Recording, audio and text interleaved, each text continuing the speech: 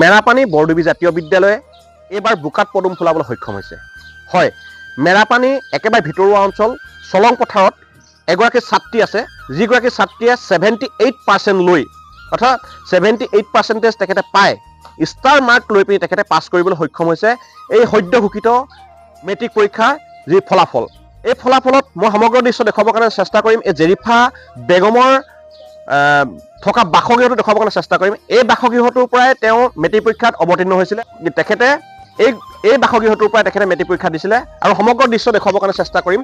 যিহেতু কাষত আছে এই বিলাহী খেতি, ইয়াৰ কেৱল মাত্ৰ এই বাম খেতি বা এনেকুৱা ধৰণৰ খেতি বাতিৰ মাজতে আছে, কিন্তু এইটো একেবাৰে এনেকুৱা অঞ্চল যিটো অঞ্চল একেবাৰে ভিতৰুৱা অঞ্চল, একদম মাজমজিয়া অঞ্চল। এই অঞ্চলৰ পৰা এই জেৰিফা বেগম নামৰ ছাত্ৰীগৰাকীয়ে মেট্ৰিক পৰীক্ষাত অৱতীৰ্ণ হৈছিল আৰু মেট্ৰিক পৰীক্ষাত অৱতীৰ্ণ হৈ তেখেতে 78% পাবলৈ সক্ষম হৈছে। আহক পোনে পোনে যাওঁ। জেৰিফা বেগমৰ আইতাক আছে আৰু জেৰিফা বেগমৰ মামীয়েক আছে আৰু জেৰিফা বেগমৰ মাহীয়েক আছে আৰু জেৰিফা বেগম আছে। পোনে পোনে আমি জেৰিফা বেগমৰ ওচৰত গৈ কিছু কথা পাতিবৰ কাৰণে চেষ্টা কৰোঁ। আপোনালোকক দেখুৱাবলৈ লৈছোঁ, এয়া হৈছে জেৰিফা বেগম। আৰু এই জেৰিফা বেগমে যি সদ্য ঘোষিত হাইস্কুল শিক্ষান্ত পৰীক্ষাত 78% পাবলৈ সক্ষম হৈছে। তোমাক আমাৰ চেনেলৰ পৰা অভিনন্দন জ্ঞাপন কৰিছোঁ। কেনেধৰণে তুমি পৰীক্ষাত অৱতীৰ্ণ হৈছিলা অকণমান জানিব বিচাৰিম। মোৰ নাম জেৰিফা বেগম। মই হাইস্কুল শিক্ষান্ত পৰীক্ষাত মেৰাপানী বৰদুবি জাতীয় বিদ্যালয়ৰ পৰা 78% লৈ মেট্ৰিক পৰীক্ষাত সফল হৈছোঁ। এই মেট্ৰিক পৰীক্ষাত সফল হোৱাৰ মূল কাৰণটো হৈছে মোৰ শিক্ষাগুৰুসকল আৰু লগতে ঘৰৰ মোৰ আইতা, মামা মামী আৰু মাহী তেওঁলোকৰ পৰা যি মই ছাপোৰ্ট পাইছিলোঁ। তাৰমানে তেওঁলোকৰ ছাপোৰ্টত তুমি যিখিনি সহযোগিতা পাইছা সেই সহযোগিতাই তোমাক অনুপ্ৰেৰণা দিছিলে। মই তোমাৰ পৰা জানিব বিচাৰিম, তুমি যিটো 24 ঘণ্টা সময় আমি পাওঁ দিনটোত, আৰু সেই 24 ঘণ্টাৰ ভিতৰত কিমান সময় তুমি পঢ়িবৰ কাৰণে তুমি তাত পঢ়াত ব্যৱহাৰ কৰা? সময় বুলিবলৈ মই যেতিয়া সুবিধা পাইছিলোঁ মই তেতিয়াই অধ্যয়ন কৰিছিলোঁ। মই জেৰিফা বেগমৰ আইতাক আছে, আইতাকৰ ওচৰলৈ যাব বিচাৰিম। যিহেতু আপোনাৰ নাতি ছোৱালী আৰু নাতি ছোৱালীয়ে সদ্য ঘোষিত হাইস্কুলৰ শিক্ষান্ত পৰীক্ষাত এটা ভাল ৰিজাল্ট কৰিবলৈ সক্ষম হৈছে, অৰ্থাৎ 78% তেখেতে পাই পাছ কৰিবলৈ সক্ষম হৈছে। কেনেকুৱা লাগিছে? খুবেই ভাল লাগিছে নাতিজনীয়ে পাছ কৰাৰ কাৰণে, আৰু যথেষ্ট মই সুবিধা এখন দিছিলোঁ, পাছ কৰিবলৈও সুবিধা দিছিলোঁ। কাপোৰ কানি যেনেধৰণে বিচাৰিছিলোঁ তেনেধৰণে দিছিলোঁ, আৰু আপোনাৰ তাৰমানে খোৱা লোৱাটো মই যত্ন তেনেকৈ কৰিছিলোঁ। কৰি মেলি এতিয়া মই ফলটো ভাল পাইছোঁ, সেইকাৰণে মোক খুবেই ভাল লাগিছে। এতিয়া যিহেতু আপোনাৰ নাতি ইমান সুন্দৰকৈ পাছ কৰিছে, আপোনাৰ মনত আপোনাৰ চকুত মানে নিগৰি আহিছে চকুলো, এয়া আচলতে সুখৰ নে দুখৰ মই অকণমান জানিব বিচাৰিম। মোৰ এতিয়া আপোনালোকে দেখিছেই, আৰু মোৰ সুখৰ মাজতে দুখো আহিছে, কাৰণ তাই মাকটো দুৰ্ঘটনা এটাত হেৰাল।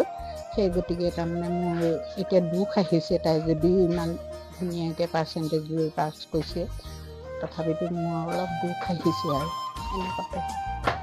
হয়, আচলতে এয়া একচুৱেলি দুখৰ চকুলো নহয়, সুখৰ চকুলো। কিয়নো মাতৃহীন এগৰাকী ছাত্ৰী, মাতৃহীন এগৰাকী ছোৱালী, আৰু মাতৃহীন এগৰাকী ছোৱালীয়ে আইতাকক ইমান ধুনীয়া সফল এটা ৰিজাল্ট কৰি দেখুৱালে। তো আমাৰ ফালৰ পৰাতো আমি ভৱিষ্যত উজ্জ্বল কামনা কৰিম জেৰিফা বেগমক। আমি পোনে পোনে আৰু আছে আমাৰ মাহীয়েক আছে জেৰিফা বেগমৰ। অকণমান আপুনি আগলৈ আহিবহি।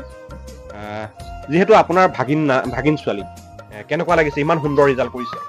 নমস্কাৰ। প্ৰথমে মই খবৰ গোলাঘাটলৈ ধন্যবাদ জ্ঞাপন কৰিছোঁ। তেওঁলোকে আমাৰ নিচিনা গাঁও অঞ্চললৈ আহি আমাৰ ছোৱালীজনীক ৰাইজৰ আগত দেখুওৱাৰ বাবে ধন্যবাদ জ্ঞাপন কৰিলোঁ। আৰু মোৰ তাই পৰীক্ষাক লৈ খুব আনন্দিত হৈছোঁ, আৰু দুখো লাগিছে যিহেতু মোৰ বা নাই, আৰু যথেষ্ট কষ্টৰে আমি ডাঙৰ দীঘল কৰি তাইক এই সফলতাত আগবঢ়াইছোঁ। যিহেতু আপোনাৰ ভাগিন ছোৱালীজনীয়ে ইমান সুন্দৰ ৰিজাল্ট কৰিছে, আপোনালোকৰ বহুত অৰিহণা আছে তাত, বহুত সহযোগিতা আগবঢ়াইছে। তাই পঢ়া শুনাত কেনেকুৱা আছিলে আপোনাৰ ঘৰত থকাৰ সময়ত? পঢ়া শুনাত তাই যথেষ্ট ভাল আৰু চিনচিয়াৰ। তাই মানে এবাৰ দেখুৱাই দিলে হয়, যিকোনো বস্তু তাইক এবাৰহে দেখাওঁ, ইমান লাগি থাকিবলগীয়া হোৱাও নাছিলে। আৰু এই ক্ষেত্ৰত তাই সফলতাৰ আঁৰত বৰডুবি জাতীয় বিদ্যালয়ৰ সমূহ শিক্ষক শিক্ষয়িত্ৰী আৰু মামাক মামীয়েক আইতাক সকলোৱে যথেষ্ট কষ্ট আৰু ত্যাগ স্বীকাৰ কৰিবলগীয়া হৈছে। হয়, আচলতে ইমান সুন্দৰ কৈ তেওঁলোকে কৈছে যে যিহেতু প্ৰেমৰ মা নাই, কিন্তু নাই যদিও ছোৱালীজনী ইমান সুন্দৰ ৰিজাল্ট আজি আইতাক আৰু মাহীয়েক, এখেত হৈছে মাহীয়েক, আৰু এখেতলোকক যে ইমান সুন্দৰ এটা ৰিজাল্ট মানে আনি দিবলৈ সক্ষম হৈছে, তেখেতলোক একচুৱেলি চকু পানী ওলাইছে, চকুলো ওলাইছে। এটাও এফালৰ পৰা দুখ, এফালৰ পৰা সুখ। কি ক'বা, যিহেতু ইমান সুন্দৰকৈ তুমি পাছ কৰিলা, বৰডুবি জাতীয় বিদ্যালয়ৰ শিক্ষক শিক্ষয়িত্ৰীসকলক, তোমাৰ শিক্ষাগুৰুসকলক? তেওঁলোকে বহুত কষ্টেৰে মোক আগবঢ়াই নিছিলে। নুবুজা প্ৰশ্নটো বাৰে বাৰে বুজাইও দিছিল। তেওঁলোকে বহুত কষ্ট কৰি পঢ়াইছে, যাৰ বাবে এই ফলটো পাবলৈ সক্ষম হৈছে। সেইবাবে মই শিক্ষক শিক্ষয়িত্ৰীসকলক মোৰ ফালৰ পৰা আপোনাক ধন্যবাদ জনাইছোঁ। যিহেতু ৰাইজ আছে, মই স্থানীয় ৰাইজৰ পৰা দুষাৰ কথা জানিব বিচাৰিম, আপোনাৰ পৰা জানিব বিচাৰিম। যিহেতু এই ভিতৰুৱা অঞ্চলৰ পৰা, মেৰাপানী একদম ভিতৰুৱা অঞ্চল, চলং পথাৰ, মানে কাষতে লাগি আছে মেৰাপানী চিট ফাৰ্মৰ কাষত একদম ভিতৰুৱা অঞ্চল, যিডোখৰ জেগাৰ ইমান এটা সুন্দৰ ৰিজাল্ট আনিছে, কেনেকুৱা লাগিছে আপোনাৰ? আমি বহুত আনন্দিত হৈছোঁ, কিয়নো আমি ভবা নাছিলোঁ যে তেওঁ ইমান এটা ভাল ৰিজাল্ট কৰিব বুলি, কিন্তু এতিয়া বহুত ভাল ৰিজাল্ট কৰিছে। তেওঁ 78% পাৰ্চেণ্টেজ পাই পেলাই তেওঁ সক্ষম হ'বলৈ হেৰি হৈছে। মই ধন্যবাদ জ্ঞাপন কৰিছোঁ তেওঁ শিক্ষক শিক্ষয়িত্ৰীসকলক, ঘৰৰ সকলোকে। আমাৰ গাঁৱৰ ৰাইজেও এটা বহুত হেৰি আছে, তাত অৰিহণা আছে, তেওঁলোকে সকলোকে ধন্যবাদ জ্ঞাপন কৰিছোঁ।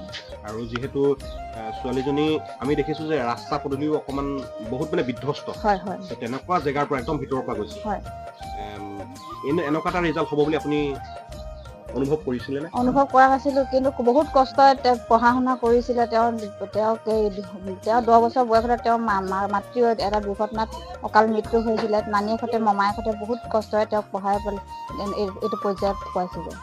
ছোৱালীজনীৰ ভৱিষ্যত, যিহেতু মাতৃহীনা, হয়, ছোৱালীজনীৰ ভৱিষ্যতক লৈ কেনেকুৱা ধৰণৰ আপোনালোকে?